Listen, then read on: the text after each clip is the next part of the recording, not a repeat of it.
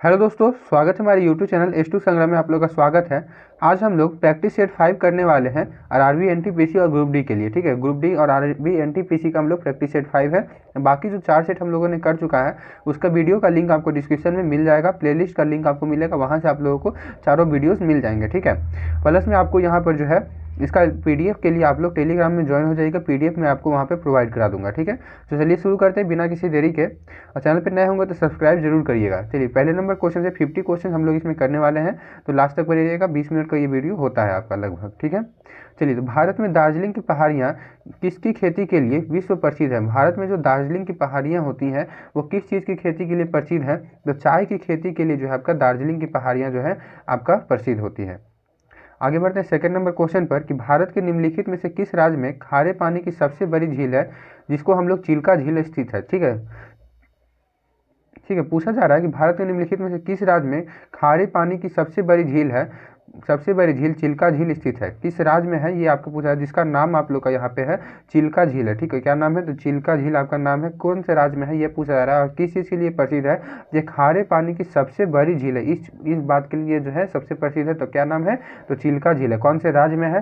तो ये जो है आपका उड़ीसा राज्य में है। कौन से राज्य? तो उड़ीसा राज्य में आपका खारे पानी की सबसे बड़ी झील है जिसका नाम आपको लोग का है चिल्का झील है। ठीक है, चिल्का झील याद रखिएगा। 2-3 क्वेश्चन यहाँ से पूछा जाएगा। खारे पानी की सबसे बड़ी झील का नाम क्या है? तो चिल्का झील है। वो कहाँ पाई जाती है? तो आपका उड़ीसा में है। ठीक है, आगे बढ़ते हैं थर्ड नंबर क्वेश्चन कि 11,022 मीटर की गहराई के साथ पृथ्वी के महासागरों का सबसे गहरा बिंदु कौन सा है?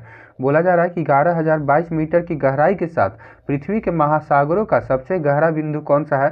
तो ये जो है आपका प्रशांत महासागर की मरियाना खाई। डी नंबर आपका सही जवाब हो जाएगा कि प्रशांत महासागर की मरियाना खाई। क्या नाम है उसका? तो मरियाना खाई। ठीक है, जो सबसे गहरी महासागरों का सबसे गहरा बिंदु जो है उसको हम लोग क्या कहते हैं? तो मरियाना खाई। किस कहाँ का? तो प्रशांत महासागर की मरियाना खाई का। ठीक है, प्रशांत महासागर की मरियाना खाई ये कितना गहरा है? तो 11,022 मीटर ये गहरा है। ठीक है, पूछा जाएगा कि कौन से महासागर सबसे ज़्यादा गहरा है? तो आप लोग बोल सकते हैं कि प्रशांत महासागर। उसका जो है आप लोग का मरियाना खाई जो है सबसे गहरा है। ठीक है, कितना है? तो 11,022 मीटर। ठीक है, आगे बढ़ते 4 नंबर क्वेश्चन पे। तो 4 नंबर क्वेश्चन है कि पृथ्वी की सतह पर सतह के नीचे जल के वितरण और संचलन के साथ साथ जल की उपलब्धता और स्थितियों पर मानव गतिविधि के प्रभाव का अध्ययन क्या कहलाता है? ये पूछा जा रहा है कि पृथ्वी की सतह, ठीक है, पूछा जा रहा है कि पृथ्वी की सतह के नीचे जल के वितरण और संचलन के साथ साथ जल की उपलब्धता और स्थितियों पर मानव गतिविधि के प्रभाव का अध्ययन है। कौन सा है इनमें से? कौन सा अध्ययन जो है कहलाता है? तो ये जो है आपका जल विज्ञान जो है आपका जल विज्ञान पृथ्वी की सतह और सतह के नीचे पृथ्वी की सतह पर भी जो पानी है और उसके नीचे में भी जो पानी है उसके वितरण और उसका संचलन का बारे में जो हम लोग पढ़ते हैं, उसकी गतिविधि पर पढ़ते हैं, वो सारी चीज़ें किसके अंदर आते हैं? तो आपको जल विज्ञान के अंदर में आती है। सी नंबर करेक्ट आंसर हो जाएगा। आगे बढ़ते हैं 5 नंबर क्वेश्चन पर कि दिए गए विकल्पों में से आंतरिक ग्रह की पहचान करें। इनमें से आंतरिक ग्रह आपका कौन सा है? तो यहाँ पे बृहस्पति नहीं होगा। बृहस्पति जो है आपका बाह्य ग्रह है, वरुण भी बाह्य ग्रह है और शनि भी बाह्य ग्रह है। तो यहाँ पे हो जाएगा बुध जो है आपका आंतरिक ग्रह में आता है। आंतरिक ग्रह हो गया और एक बाह्य ग्रह हो गया, समझते हैं ना? आंतरिक और बाह्य ग्रह। अगर पूछा जाए कि आंतरिक और बाह्य ग्रह को आप लोग को बांटने का काम कौन सा चीज़ करती है, जो कौन सा ग्रह जो है आपका आंतरिक और बाह्य ग्रह को बांटने का काम करता है? तो क्षुद्र ग्रह जो होते हैं, जो कि आपके किसके किसके बीच में है? तो क्षुद्र ग्रह जो है आपके मंगल और बृहस्पति के बीच में आपका क्षुद्र ग्रह होता है। ऐसे ऐसे बहुत सारे क्षुद्र ग्रह घूम रहे हैं। इसके अंदर में क्षुद्र ग्रह के अंदर में जितने भी 4 ग्रह हैं, ठीक है, 1 2 3 4 ऐसे 4 ग्रह हैं, इसको आंतरिक ग्रह बोलेंगे। बाहर में भी 4 ग्रह हैं, इसको जो है बाह्य ग्रह बोलेंगे। ठीक है, चारों का नाम बता सकते हैं? तो देखिए, तो यहाँ पे बताते हैं बुध, ठीक है, तो यहाँ पे बुध हो गया, यहाँ मंगल हो गया, यहाँ पृथ्वी हो गया, यहाँ पे वीनस मतलब कि शुक्र हो गया। ठीक है, बुध शुक्र पृथ्वी और मंगल हो गया। आपका आंतरिक ग्रह बाह्य ग्रह में क्या हो जाएगा? तो बृहस्पति हो जाएगा, शनि हो जाएगा, अरुण हो जाएगा और वरुण हो जाएगा। ठीक है, ये हो जाएगा। ठीक है, कौन सा बांटता है? तो क्षुद्र ग्रह जो है इसको बांटता है, बांटने का काम करता है आंतरिक ग्रह को और बाह्य ग्रह को। चलिए आगे, इसका करेक्ट आंसर कौन सा हो जाएगा? तो बुध ग्रह जो है आपका आंतरिक ग्रह में आता है, बाकी जो तीनों है ये जो है आपका बाह्य ग्रह में आता है। चलिए आगे बढ़ते 6 नंबर क्वेश्चन पर। निम्नलिखित में से कौन सी फसल रबी की फसल नहीं है? रबी की फसल कौन सी इसमें से नहीं है? तो ये कौन सा हो जाएगा आपका? तो आपका खीरा जो है आपका रबी फसल नहीं है। सी नंबर बिल्कुल सही जवाब हो जाएगा। खीरा कौन सा फसल है? बताइए, खीरा कौन सा फसल है? तो ये जायद फसल है। ठीक है, जायद फसल है। सी नंबर बिल्कुल सही जवाब हो जाएगा आपका। रबी फसल कौन नहीं है? तो खीरा आपका रबी फसल नहीं है। रबी फसल नहीं है तो कौन सा फसल है? तो ये आपका जायद फसल है। ठीक है, बाकी जो है जौ, सरसों और गेहूँ जो है आपका रबी फसल है। चावल कौन सा फसल है, तो ये आपका खरीफ फसल है। ठीक है, आगे बढ़ते 7 नंबर क्वेश्चन कि मैकमोहन रेखा भारत और किसके बीच की सीमा रेखा है। ठीक है, मैकमोहन रेखा जो है भारत और कौन से देश के बीच की सीमा रेखा है, ये पूछा जा रहा है आपसे। तो कौन सा हो जाएगा यहाँ पे, तो चीन हो जाएगा। ठीक है, चीन हो जाएगा, 7 का सी नंबर हो जाएगा आपका चीन। ठीक है, चीन जो है, चीन और भारत के बीच की रेखा को क्या कहते हैं, तो आपका मैकमोहन रेखा कहते हैं। ये एक तरह से सीमा रेखा है जो कि बांटता है भारत और चीन को, इसको क्या कहते हैं, तो मैकमोहन रेखा बोलते हैं। आगे बढ़ते हैं 8 नंबर क्वेश्चन पर। बोलता है कि उत्तराखंड राज्य के चमोली जिले में स्थित भारतीय गढ़वाल हिमालय की सबसे ऊंची चोटी का क्या नाम है, जिसकी ऊंचाई 7817 मीटर है। उत्तराखंड राज्य के चमोली जिले में, कौन से जिले में, तो चमोली जिले में स्थित भारतीय गढ़वाल हिमालय की सबसे ऊंची चोटी का क्या नाम है, जिसकी ऊंचाई भी बताई गई है कि 7817 मीटर है। उसका क्या नाम है, ये पूछा रहा है। कहाँ स्थित है, तो उत्तराखंड राज्य में स्थित है। कौन से जिले में, तो चमोली जिले में स्थित है। क्या नाम है उसका, तो भारतीय गढ़वाल हिमालय की सबसे ऊंची है चोटी है। ठीक है, भारतीय हिमालय की सबसे ऊंची चोटी है, उसका नाम आपको क्या है, ये पूछा जा रहा है। इसका ऊंचाई भी बता दिया है कि 7817 मीटर है। इसका कितना क्या नाम है इसका, इसका नंदा देवी बोला जाता है। ठीक है, नंदा देवी इसको कहा जाता है, नंदा देवी के नाम से फेमस है, जिसका ऊंचाई जो है 7817 है। ये सबसे ऊंची चोटी है 7817 भारतीय गढ़वाल हिमालय की। कौन से हिमालय की, तो गढ़वाल हिमालय की सबसे ऊंची चोटी है, जिसका नाम है नंदा देवी, जिसकी ऊंचाई है 7817 मीटर। चलिए आगे बढ़ते हैं। कहाँ है, तो उत्तराखंड के चमोली जिले में है। ये सब चीज़ें याद रखिएगा, एक एक पॉइंट, कहीं से भी क्वेश्चन आपसे पूछा जा सकता है। फिर बोलता है किसी प्राकृतिक संसाधन के संदोहन, विनाश या अवक्षयन को रोकने के लिए उसका उचित प्रबंधन है, क्या है। किसी प्राकृतिक संसाधन के संदोहन, विनाश या अवक्षयन को रोकने के लिए उसका उचित प्रबंधन क्या है, ये पूछा जा रहा है आपसे। तो उसका उचित प्रबंधन क्या हो सकता है, तो संरक्षण हो सकता है, उसको बचाव कर सकते हैं, तो संरक्षण होगा। सी नंबर आपका करेक्ट आंसर हो जाएगा, संरक्षण। 10 नंबर क्वेश्चन बोलता है कि तापमान किस चीज़ पर निर्भर नहीं करता है। तापमान किस चीज़ पर निर्भर नहीं करता, समुद्र से दूरी पर तो तापमान बिल्कुल निर्भर करता है, अक्षांश पर भी निर्भर करता है। फिर आपका उन्नतांश पर क्या करता है, बताइए, उन्नतांश पे करता है या नहीं, महासागरों की लवणता पे करता है या नहीं। देखिए उन्नतांश पे भी करता है, ये आपका निर्भर नहीं करता है, लेकिन महासागरों की लवणता मतलब कि कौन से महासागर में कितना मतलब कि नमक की मात्रा है। ठीक है, ये पूछा जा रहा बोलता है। तो महासागरों की लवणता का मतलब कि कौन से महासागर में कितना, तो नमक से आपको कोई रिलेटेड नहीं है तापमान का। तापमान से क्या क्या रिलेटेड है, समुद्र के साथ अगर दूरी बढ़ेगा, याद रखिएगा, समुद्र से अगर दूरी बढ़ेगा तो यहाँ पे आपको जो है ठंड बढ़ेगा। ठीक है, समुद्र से जब दूरी बढ़ेगा तो ठंड बढ़ेगा। अगर अक्षांश से भी अगर दूरी बढ़ेगा, अक्षांश मतलब कि अक्षांश जैसे कि आपका ये हो गया, ये विषुवत रेखा, इसको विषुवत रेखा के ऊपर जितने भी ये सब लाइंस होते हैं इसी को अक्षांश बोलते हैं। तो ये विषुवत रेखा जो हो गया आपका, एक मिनट बता देता हूँ अच्छा से, ये जो विषुवत रेखा है, विषुवत रेखा से ऊपर जाइए या नीचे जाइए, ठीक है, नीचे जाइए ऊपर जाइए, आपका यहाँ पे ठंड जो है बढ़ते जाएगा। अगर यहाँ पे नॉर्थ पोल या फिर साउथ पोल, दक्षिणी ध्रुव या उत्तरी ध्रुव पे आप लोग आ जाइएगा तो यहाँ पे जो है सबसे ज़्यादा ठंड होता है। तो यहाँ पे आप विषुवत रेखा पे सबसे ज़्यादा गर्मी और सबसे ज़्यादा ठंड कहाँ, तो आपका नॉर्थ पोल और साउथ पोल पे होता है। तो जैसे जैसे आप साउथ पोल या नॉर्थ पोल की तरफ जाते जाइएगा तो ठंड बढ़ते जाएगा। ठीक है, निर्भर तो आपका अक्षांश पे बिल्कुल कर ही दिया, समुद्र से दूरी पर भी करता है, उन्नतांश पे भी आपका करता ही है, लेकिन यहाँ पे महासागरों की लवणता पर ये जो है निर्भर नहीं करता। तो कौन सा हो जाएगा करेक्ट आंसर, तो महासागरों की लवणता पर निर्भर नहीं करता, डी नंबर बिल्कुल करेक्ट आंसर हो जाएगा। आगे बढ़ते 11 नंबर क्वेश्चन पे। तो बोलता है कि भारत में कृषि क्षेत्र, ठीक है, क्या है, तो भारत में कृषि क्षेत्र से संबंधित स्वर्ण क्रांति किसे कहा जाता है, बताइए करेक्ट आंसर कौन सा हो जाएगा, बताइए, थोड़ा सा कलर मिला देते हैं।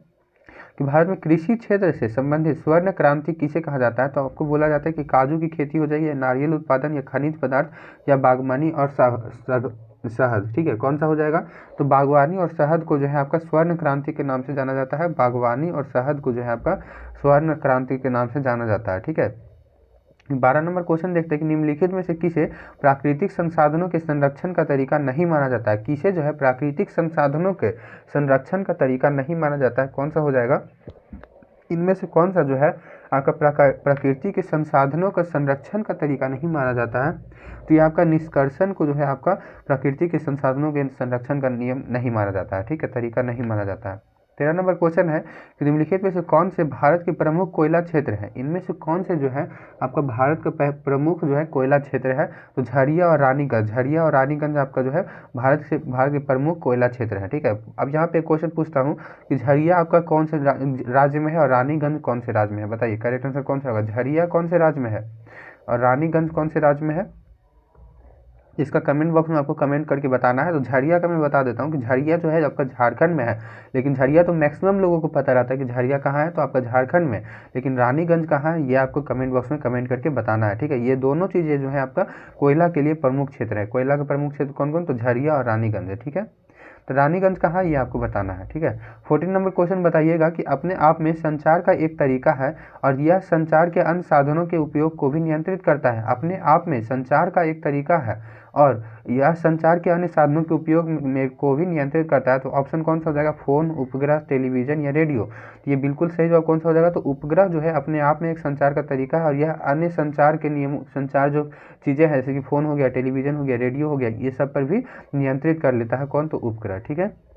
14 का कौन सा हो जाएगा, तो 14 का बी नंबर हो जाएगा। आगे बढ़ते हैं 15 नंबर क्वेश्चन की, निम्नलिखित में से तेल क्षेत्रों का कौन सा समूह असम में स्थित है। कौन सा समूह जो है आपका असम में समूह स्थित है, तेल क्षेत्रों का कौन सा समूह असम में स्थित है। तो ऑप्शन है अंकलेश्वर, कलोल, कोसंबा, लुनोज या डिगबोई और नहरकटिया या मोहसाना या नवगाम, ठीक है। तो कौन सा हो जाएगा 15 का, आपका डिगबोई और नहरकटिया जो है आपका कहाँ है, तो असम में है, ठीक है। कौन सा तेल क्षेत्रों का कौन सा समूह आपका असम में स्थित है, तो डिगबोई और नहरकटिया, ठीक है। सी नंबर आपका करेक्ट आंसर हो जाएगा। आगे बढ़ते हैं 16 नंबर क्वेश्चन की, श्रीहरिकोटा द्वीप निम्नलिखित में से किस राज्य में स्थित है। बहुत फेमस क्वेश्चन है कि आपका श्रीहरिकोटा निम्नलिखित में से किस राज्य में स्थित है, तो आंध्र प्रदेश में आपका स्थित है श्रीहरिकोटा, ठीक है। आगे बढ़ते हैं 17 नंबर क्वेश्चन पर कि निम्नलिखित में से कौन सा विकल्प ऊर्जा के वाणिज्यिक स्रोतों में से एक नहीं है। ऊर्जा के वाणिज्यिक स्रोतों में से इनमें से कौन सा एक नहीं है, यह पूछा जा रहा है आपसे। तो इसका जो है ईंधन की लकड़ी जो है, ईंधन की लकड़ी जो है आपका ऊर्जा के वाणिज्यिक स्रोतों में से एक नहीं है, ठीक है। आगे बढ़ते हैं 17 के बाद 18 नंबर कि सांभर लवन झील, कौन सा झील, तो सांभर लवन झील जिसको सांभर सॉल्ट लेक इंग्लिश में क्या बोलते हैं, तो सांभर सॉल्ट लेक किस राज्य में स्थित है। सांभर लवन झील कौन से राज्य में स्थित है, तो ये जो आपका है राजस्थान में स्थित है, ठीक है। राजस्थान में आपका 18 का डी नंबर हो जाएगा, 18 का डी। सांभर लवन झील जो आपका कहाँ स्थित है, तो राजस्थान में स्थित है आपका सांभर लवन झील। आगे बढ़ते हैं 19 नंबर क्वेश्चन पे देखते हैं कि भारत के उत्तर पश्चिम क्षेत्र में सर्दियों में वर्षा किसके कारण होती है। भारत के उत्तर पश्चिम क्षेत्र में सर्दियों में वर्षा किसके कारण होती है, तो उत्तर पश्चिम क्षेत्र में सर्दी में वर्षा किस कारण होती है, तो ये बताइए। तो पश्चिमी विक्षोभ के कारण, ठीक है। किसके कारण होती है, तो पश्चिमी विक्षोभ के कारण आपका जो है उत्तर पश्चिम क्षेत्र में आपका सर्दियों में भी वर्षा होती है। किसके कारण, तो पश्चिमी विक्षोभ के कारण। चलिए एक क्वेश्चन है कि पश्चिमी विक्षोभ आपकी कहाँ से आती है, ये बताइएगा। पश्चिमी विक्षोभ कहाँ से आती है, तो इसका क्या करेक्ट आंसर हो जाएगा। पश्चिमी विक्षोभ कहाँ से आती है, तो आपका भूमध्य सागर से जो है आपके पश्चिमी विक्षोभ आता है, ठीक है। चलिए आगे बढ़ते हैं, याद रखिए भूमध्य सागर से पश्चिमी विक्षोभ आता है जो कि सर्दियों में वर्षा कराती है उत्तर आपका पश्चिम एरिया में, ठीक है। क्या है, तो आपका सर्दियों में कहाँ, तो उत्तर पश्चिम क्षेत्र में आपका जो है पश्चिमी विक्षोभ आपका वर्षा कराती है। कहाँ से आती है, तो आपका भूमध्य सागर से आती है। आगे बढ़ते हैं, निम्नलिखित में से कौन सी नदी भारत के तटीय मैदान से संबंधित नहीं है। कौन सी नदी जो है भारत के तटीय मैदान से संबंधित नहीं है, तो ऑप्शन है ब्रह्मपुत्र, कावेरी, महानदी या कृष्ण। कौन सा जो है तटीय मैदान से संबंधित नहीं है, तो ये ब्रह्मपुत्र नदी जो है आपका तटीय नदी से, तटीय मैदान से आपका संबंधित नहीं है, तो ए नंबर हो जाएगा ब्रह्मपुत्र नदी। आगे बढ़ते 21 नंबर क्वेश्चन के, निम्नलिखित में से किस शासक को सातवाहन वंश का सबसे महान राजा माना जाता था तथा उनके वर्णन शकों, यवनों और पहलवों के विनाशक के रूप में किया जाता था। तो कौन हो जाएगा यहाँ पर, तो गौतमी पुत्र सतकर्णी, ठीक है। गौतमी पुत्र सतकर्णी को जो है सातवाहनों वंश का सबसे महान राजा माना जाता था, ठीक है। उनका वर्णन जो है आपको शकों, यवनों और पहलवों के विनाशक के रूप में जाना जाता है। किसके रूप में, तो शकों, यवनों और पहलवों के विनाशक के रूप में किया जाता है, जाना जाता है। किसको, तो गौतमी पुत्र सतकर्णी को, जो कि आपका सातवाहन वंश का सबसे महान राजा था। चलिए आगे बढ़ते 22 नंबर क्वेश्चन की, निम्नलिखित में से किस मुगल सम्राट के शासनकाल के दौरान मराठा मुगलों की संप्रभुता के लिए एक बड़ी चुनौती थी। कौन से मुगल सम्राट के शासनकाल के दौरान मराठा मुगलों की संप्रभुता के लिए एक बड़ी चुनौती थी, तो कौन सा हो जाएगा आपका, तो औरंगजेब का, ठीक है। औरंगजेब का बी नंबर बिल्कुल करेक्ट हो जाएगा, औरंगजेब। आगे बढ़ते हैं 23 नंबर क्वेश्चन पे। तो 23 नंबर क्वेश्चन बोलता है, एक मिनट, कि निम्नलिखित में से किस स्थान पर भारतीय राष्ट्रीय कांग्रेस ने पूर्ण स्वराज का प्रस्ताव पारित किया था। कौन से स्थान पर जो है भारतीय राष्ट्रीय कांग्रेस ने पूर्ण स्वराज का प्रस्ताव पारित किया था, तो लाहौर में पारित किया था। बहुत अच्छा सा क्वेश्चन, याद रखिएगा, लाहौर में आपका पारित किया था, सी नंबर। क्या, तो पूर्ण स्वराज जो है आपका लाहौर में आपका पारित किया था। चलिए आगे बढ़ते हैं 24 नंबर क्वेश्चन पर। तो बोलता है कि प्रयाग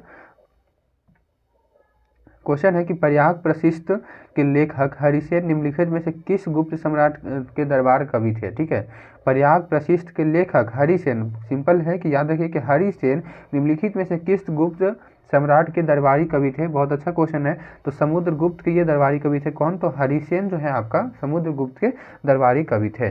2-3 बार ये क्वेश्चन रिपीट हुआ है सेट में। ठीक है, तो याद रखिएगा। फिर बोलता है कि यहाँ पे डैश छूट गया है। यहाँ पे क्वेश्चन है को डैश भारतीय राष्ट्रीय कांग्रेस के तीसरे सत्र का अध्यक्ष चुना गया था। किसको जो है आपका भारतीय राष्ट्रीय कांग्रेस के तीसरे सत्र का अध्यक्ष चुना गया था? तो आपका बदरुद्दीन तैयब जी को आपका चुना गया था भारतीय राष्ट्रीय कांग्रेस का आपका तीसरे सत्र का अध्यक्ष किसे? तो बदरुद्दीन तैयब जी को चुना गया था। आगे बढ़ते हैं 26 नंबर क्वेश्चन पे।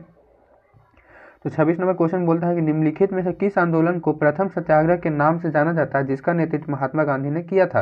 प्रथम सत्याग्रह के नाम से किसे जाना जाता है जिसका नेतृत्व किसने किया था? तो महात्मा गांधी ने उस चीज़ का नेतृत्व किया था। तो किसने, कौन सा? तो चंपारण आंदोलन का नेतृत्व किसने किया था?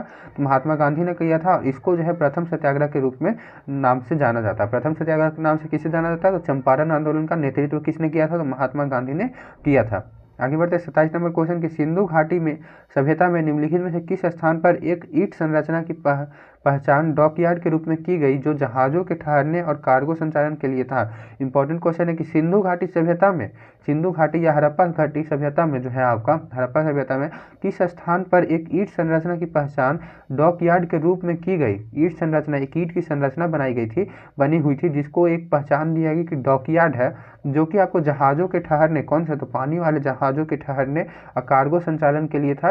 तो कौन सा है? तो लोथल में। ठीक है, कहाँ? तो लोथल में ये चीज़ पाया गया था। लोथल जो है आपका सिंधु घाटी सभ्यता का एक शहर है जिसको लोथल कहा जाता है, जहाँ पे आपको जहाज़ से रिलेटेड या कार्गो से रिलेटेड, डॉकयार्ड से रिलेटेड अगर आएगा क्वेश्चन तो वो है लोथल। ठीक है, ट्रांसपोर्टेशन से रिलेटेड आएगा तो लोथल होगा, याद रखिएगा।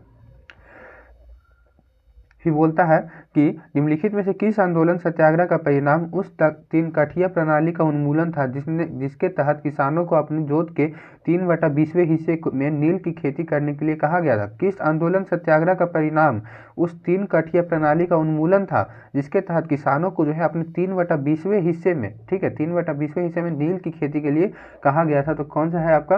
तो चंपारण सत्याग्रह में ये चीज़ें हुई थी। ठीक है, चंपारण सत्याग्रह में इसका विरोध हुआ था। ठीक है, आगे बढ़ते हैं 29 नंबर क्वेश्चन कि निम्नलिखित में से किस गुप्त सम्राट के शासनकाल में चीनी बौद्ध तीर्थयात्री फाहियान भारत आया था? किस गुप्त सम्राट के शासनकाल में चीनी बौद्ध तीर्थयात्री फाहियान भारत आया था? किसके शासन में आया था ये पूछा जा रहा है। तो चंद्रगुप्त द्वितीय में आपका आया था। गुप्त सम्राट किसके सम्राट में? तो चंद्रगुप्त द्वितीय में। बी नंबर आपका करेक्ट आंसर हो जाएगा। आगे बढ़ते हैं 30 नंबर क्वेश्चन की भारत में ब्रिटिश शासन के दौरान निम्नलिखित में से किसने 1907 में जर्मनी में भारत का झंडा फहराया था? भारत में ब्रिटिश शासन किसके शासन के दौरान? तो ब्रिटिश शासन के दौरान में जो है किसने जो है 1907 में, कब? तो 1907 डेट याद रखिए, 1907 में जर्मनी में भारत, पूछा जाएगा कि जर्मनी में भारत का झंडा कब फहराया गया था? तो 1907 में फहराया गया था। ठीक है, 1907 में फहराया गया था। किसने फहराया था ये पूछा जा रहा है आपसे, किसने फहराया था? तो ये जो है भिकाजी कामा ने आपका यहाँ पे फहराया था। सी नंबर करेक्ट आंसर हो जाएगा। 30 का सी नंबर। भिकाजी कामा जो है 1907 में जर्मनी में भारत का झंडा फहराया था। किसने? तो भिकाजी कामा ने। ठीक है, 30 का सी नंबर। आगे बढ़ते हैं 31 नंबर क्वेश्चन पे। तो विक्रमशिला विश्वविद्यालय के संस्थापक कौन थे? विक्रमशिला विश्वविद्यालय के संस्थापक कौन थे? तो धर्मपाल थे। ठीक है, डी नंबर हो जाएगा। धर्मपाल जो है आपका विक्रमशिला के आपका संस्थापक है, विक्रमशिला विश्वविद्यालय का। आगे बढ़ते हैं 32 नंबर क्वेश्चन है कि चौरी चौरा कांड के बाद महात्मा गांधी ने असहयोग आंदोलन को बंद करने का आह्वान किया। चौरी चौरा निम्नलिखित में से कहाँ स्थित है? चौरी चौरा आपका कहाँ स्थित है ये पूछा जा रहा है आपसे। ठीक है, चौरी चौरा कहाँ स्थित है? तो गोरखपुर में आपका चौरी चौरा स्थित है। कहाँ स्थित है? चौरी चौरा आपका गोरखपुर में स्थित है। आगे बढ़ते हैं 33 नंबर क्वेश्चन, निम्नलिखित में से कौन थियोसोफिकल सोसाइटी से संबंधित है? कौन जो है आपका थियोसोफिकल सोसाइटी से संबंधित है?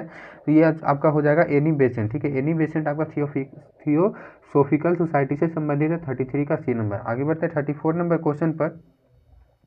बोला कि दिसंबर 1929 में भारतीय राष्ट्रीय कांग्रेस के अध्यक्ष जवाहरलाल नेहरू ने औपचारिक रूप से ब्रिटिश सरकार से किस चीज़ की मांग की थी? 1929 दिसंबर 1929 में आपका भारतीय राष्ट्रीय कांग्रेस के अध्यक्ष कौन थे? 1929 में भारतीय राष्ट्रीय कांग्रेस के अध्यक्ष कौन था? जवाहरलाल नेहरू थे। ठीक है, जवाहरलाल नेहरू थे जिन्होंने औपचारिक रूप से फॉर्मल तरीके से ब्रिटिश सरकार से किस चीज़ की मांग की थी? तो उन्होंने जो आपको पूर्ण स्वतंत्रता की मांग की थी। ठीक है, ए नंबर हो जाएगा। पूर्ण स्वतंत्रता की मांग कब की गई थी? तो 1929 में, दिसंबर 1929 में। किसके, कौन से पार्टी के द्वारा? तो भारतीय राष्ट्रीय कांग्रेस कांग्रेस के द्वारा, ठीक है, जवाहरलाल नेहरू ने मांगा था, ठीक है। आगे बढ़ते हैं 35 नंबर क्वेश्चन पे कि निम्नलिखित में से कौन 1528 में चंदेरी में बाबर के हाथों पराजित हुआ था। 1528 में चंदेरी में बाबर के हाथों कौन पराजित हुआ था, ये पूछा जा रहा है आपसे। तो मेदिनी राय, ठीक है, मेदिनी राय जो है आपका बाबर के हाथों पराजित हुआ था। कहाँ हुआ था, चंदेरी में। कब हुआ था, तो 1528 में। आगे बढ़ते 36 नंबर क्वेश्चन, ऐतिहासिक नमक मार्च महात्मा गांधी और उनके अनुयायियों द्वारा कहाँ से शुरू किया गया था, ये पूछा जा रहा है। कहाँ से आपका शुरू किया गया था आपका नमक मार्च जो है आपका कहाँ से शुरू किया गया था, तो साबरमती आश्रम से शुरू किया गया था। किसके द्वारा, तो महात्मा गांधी उनके अनुयायियों द्वारा शुरू किया गया था। कितने अनुयायियों द्वारा शुरू किया गया था, तो 72 अनुयायियों द्वारा शुरू किया गया था। ये भी क्वेश्चन आता है, याद रखिएगा, 72 अनुयायियों द्वारा शुरू किया गया था। आगे बढ़ते हैं कि भारतीय संविधान के किस अनुच्छेद, अब आपका पॉलिटी का क्वेश्चन आएगा कि भारतीय संविधान के किस अनुच्छेद के तहत मानव तस्करी और बेकार अन्य प्रकार के जबरन श्रम को निषेध किया गया है। किसके तहत, ये आपका जो है अनुच्छेद 23 के तहत जो है आपका मानव तस्करी या जबरन काम को, जबरन श्रम को निषेध किया गया है। तो अनुच्छेद 23 के तहत किया गया है, सी नंबर। आगे बढ़ते हैं 38 नंबर क्वेश्चन की निम्नलिखित में से किस राजा ने हर्षवर्धन को पराजित करने के बाद दक्षिण पधेश्वर, दक्षिण का स्वामी, क्या दक्षिण पधेश्वर का मतलब क्या है, तो दक्षिण का स्वामी की उपाधि धारण की थी। कौन से राजा ने, किसको हराने के बाद, तो हर्षवर्धन को, किसको, तो हर्षवर्धन को पराजित करने के बाद दक्षिण पधेश्वर का आपका उपाधि धारण की थी। किसने धारण किया था, ये जो है आपका पुलकेशिन द्वितीय ने, किसने, तो पुलकेशिन द्वितीय ने है जो है दक्षिण पधेश्वर का उपाधि धारण किया था। किसको हराने के बाद, तो हर्षवर्धन को हराने के बाद, राजा हर्षवर्धन को हराने के बाद। 39 नंबर क्वेश्चन है कौन हराया था, तो आपका पुलकेशिन द्वितीय, याद रखिएगा पुलकेशिन द्वितीय। आपको फिर 39 नंबर क्वेश्चन है कि इब्न बतूता जो दिल्ली सल्तनत के दौरान भारत आया था मूल रूप से किस देश का था। इब्न बतूता जो दिल्ली सल्तनत के दौरान भारत आया था मूल रूप से किस देश का था, ये पूछा जा रहा है आपसे। तो ये जो है मोरक्को देश का था। कौन से देश का था, तो मोरक्को देश का कौन था, तो इब्न बतूता, ठीक है, इब्न बतूता जो है आपका, इब्न बतूता मोरक्को देश का था, जो कि आपका दिल्ली सल्तनत के दौरान भारत आया था। वो किस देश का है, तो मोरक्को देश का है, ठीक है, इब्न बतूता। आगे बढ़ते हैं 40 नंबर क्वेश्चन की राज्यसभा के सदस्य कितने वर्षों के लिए निर्वाचित किए जाते हैं, तो 6 वर्षों के लिए। इजी का क्वेश्चन है कि कितने वर्षों के लिए, तो 6 वर्षों के लिए राज्यसभा के सदस्य चुने जाते हैं। अब लोकसभा के सदस्य तो 5 वर्षों के लिए, ठीक है, याद रखिए, लोकसभा 5 वर्ष और राज्यसभा 6 वर्ष के लिए। आगे बढ़ते हैं कि 41 नंबर क्वेश्चन, भारतीय संविधान 26 नवंबर को कौन से डेट में आपको अपनाया गया था, 26 नवंबर कौन से ईस्वी में आपका अपनाया गया था, ये पूछा जा रहा है। 26 नवंबर कब, तो 1949 में आपका अपनाया गया था। कब, तो 26 नवंबर 1949 को भारतीय संविधान को अपनाया गया था। और लागू कब, तो 26 जनवरी 1950 को लागू किया गया था, ये याद रखिएगा। आगे बढ़ते 42 नंबर क्वेश्चन पर कि भारत की आज़ादी के बाद लोकसभा के पहले अध्यक्ष कौन थी, ठीक है। बोला जा रहा है कि भारत की आज़ादी के बाद लोकसभा के पहले या पहली अध्यक्ष कौन थी, तो ये पूछा जा रहा है कौन थे आपके भारत के लोकसभा के पहले अध्यक्ष कौन थे, आज़ादी के बाद का पूछा जा रहा है आपसे। तो गणेश वी मावलकर, ठीक है, गणेश वी मावलंकर, ठीक है, ए नंबर हो जाएगा, गणेश वी मावलंकर कौन थे, तो ये गणेश वी मावलंकर जो है भारत की आज़ादी के बाद लोकसभा के पहले अध्यक्ष थे। आगे बढ़ते 43 नंबर क्वेश्चन, निम्नलिखित में से कौन सा अनुच्छेद आत्मदोष सिद्धि से संरक्षण अर्थात स्वयं के खिलाफ मुकदमे से संरक्षण प्रदान करता है, तो कौन सा अनुच्छेद प्रदान करता है ये संरक्षण, तो आपका अनुच्छेद 20 प्रदान करता है, ठीक है, अनुच्छेद 20।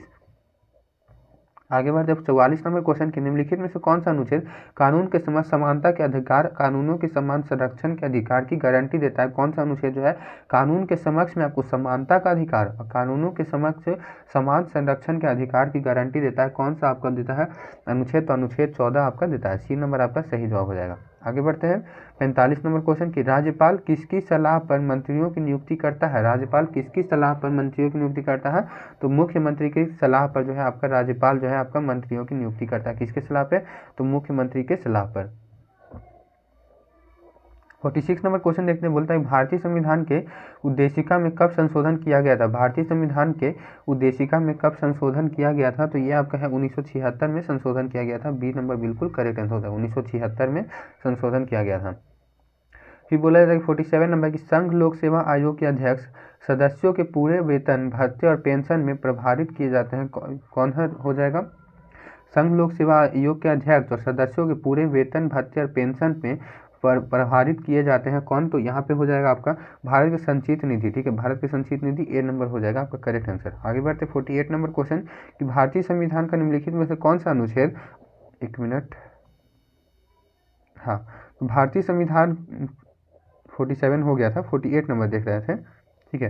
तो बोल रहा है कि भारतीय संविधान का निम्नलिखित में से कौन सा अनुच्छेद भारत के नियंत्रक और महालेखा परीक्षा की नियुक्ति से संबंधित है। कौन सा अनुच्छेद जो है आपका अनुच्छेद भारत के नियंत्रक और महालेखा परीक्षा की नियुक्ति से संबंधित है, तो ये आपका हो जाएगा अनुच्छेद 148। अनुच्छेद 148 किससे संबंधित है, तो भारत के नियंत्रक और महालेखा परीक्षा से संबंधित है, ठीक है। अनुच्छेद 148। 49 नंबर क्वेश्चन देखते हैं कि भारतीय संविधान में निम्नलिखित में से किस कर्तव्य को 11वें मौलिक कर्तव्य के रूप में वर्णित किया जाता है। 11वें मौलिक कर्तव्य के रूप में किसे वर्णित किया जाता है, तो 6 से 14 वर्ष की आयु के बच्चों को शिक्षा के अवसर प्रदान करना, ये जो है आपका 11वां मौलिक कर्तव्य है। कितने से कितने, 6 से 14 वर्ष की आयु के बच्चों को शिक्षा के अवसर प्रदान करना, ये मौलिक कर्तव्य हो जाता है, ठीक है। 50 नंबर क्वेश्चन देखते हैं कि भारतीय संविधान के किस अनुच्छेद में उल्लेख है कि भारत का एक सर्वोच्च न्यायालय होगा। कौन से अनुच्छेद में एक यह उल्लेख कि भारत का एक सर्वोच्च न्यायालय होगा, कौन से अनुच्छेद में बताया गया, तो 124, अनुच्छेद 124 में बताया गया। इंपॉर्टेंट क्वेश्चन है लास्ट वाला, याद रखिए कि अनुच्छेद 124 जो है आपका भारत का सर्वोच्च न्यायालय का आपका अनुच्छेद के बारे में उल्लेख किया गया है। किसके बारे में, तो उल्लेख किया गया है कि भारत का एक सर्वोच्च न्यायालय होगा, तो अनुच्छेद 124 याद रखिएगा। चलिए यहाँ से हम लोग का 50 क्वेश्चन आज का कंप्लीट हो गया है। आज का हमारा प्रैक्टिस सेट 5 था या 4 था, 5 था, ठीक है। 5 तो हमारा कंप्लीट हो गया। अनुच्छेद 124 इसका करेक्ट आंसर है। यहाँ से हम लोग का कंप्लीट हुआ है। नेक्स्ट क्लास में मिलते हैं आपसे। एक बनाए थे वीडियो आपको जनगणना 2011 से रिलेटेड जितने भी इंपॉर्टेंट क्वेश्चन है, तो उसको भी आप लोग देख लीजिएगा। लिंक आपको डिस्क्रिप्शन में या फिर आई बटन में मिल जाएगा, ठीक है। वहाँ से आप लोग देख लीजिएगा, वो इंपॉर्टेंट आपका है, उसको देख लीजिएगा, तो जनगणना से रिलेटेड सारे क्वेश्चन आपके हो जाएंगे। मिलते हैं नेक्स्ट क्लास में। बाय, जय हिंद।